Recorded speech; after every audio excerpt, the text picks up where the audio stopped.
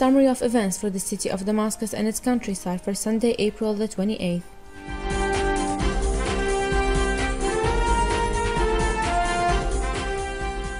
The number of martyrs today reached 82 so far, among them 4 women, 6 children and 3 martyrs under torture, distributed as 22 in Aleppo, 17 in Damascus and its countryside, 14 in Idlib, 9 in Dar'a, 8 in Homs, 7 in Hama, 3 in Deir el-Zor and 1 in al-Quneitra.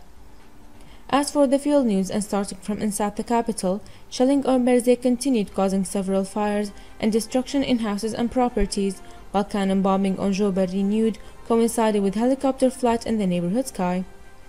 القابون was also targeted by military aircraft, along with mortars and rocket launchers, and heavy smoke billowed as a result, while heavy security spread was noted in Al-Hariqa Square, as about 15 of them entered a shop next to the real estate bank and searched it, and the rebels organized a demonstration in Rukn al-Din that cheered for the afflicted cities and saluted the Free Army.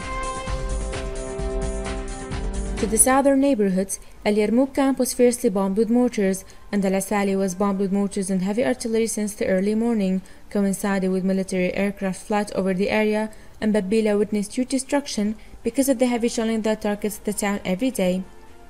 Moving to the eastern Ghouta, heavy smoke was seen rising from its towns and cities due to bombing with mortars and rocket launchers, while residential buildings were targeted in Aqraba, and Zamalka was exposed to an area raid with MiG military aircraft and bombing with mortars and Fazlika shells, as warplanes flew at a low height, causing a number of injuries and the death of 2 men and a child.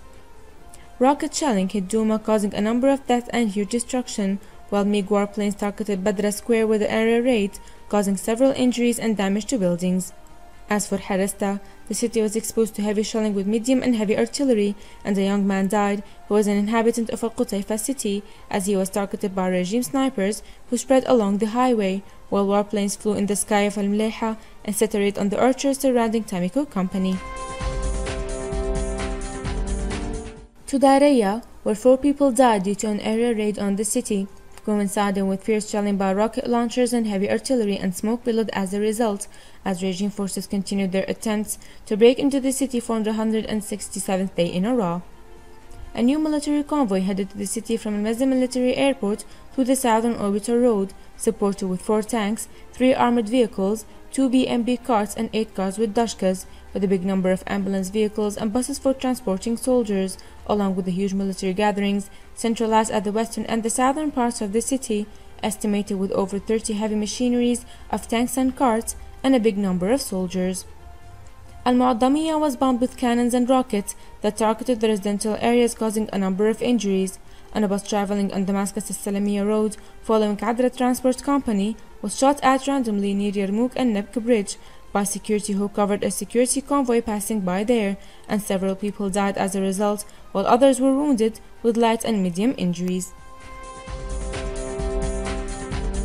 Al-Zabadani was exposed to fierce bombing that targeted the sites of Baqin and Madaya towns and the inside of Al-Zabadani city by Al-Hush and Al-Barraq checkpoints surrounding the area, causing the death of a young man of Al-Mu'addamiyya inhabitants, and at least 4 were wounded in Baqin. The sounds of heavy shelling shook Al-Hama at about 10:30 a.m. and turned out later that the bombs were fired from Al-Rahba on Al-Ma'had area in Qudsiyya, causing several injuries and material damage. The regime snipers centralized in Dahiyat al-Fardos continued to target civilians in Al-Ayun area in Al-Hama, killing a young man with a bullet in the head, and many were wounded because of shelling with mortars on Qudsiyya. While security alert was noted on the political security checkpoint at Al-Thawra booth, as they inspected civilians strictly and asked for military service papers and hit some of the passing by people, and the city of Yabrud was exposed to fierce cannon bombing that targeted the orchards of Al-Salihiyya neighborhood.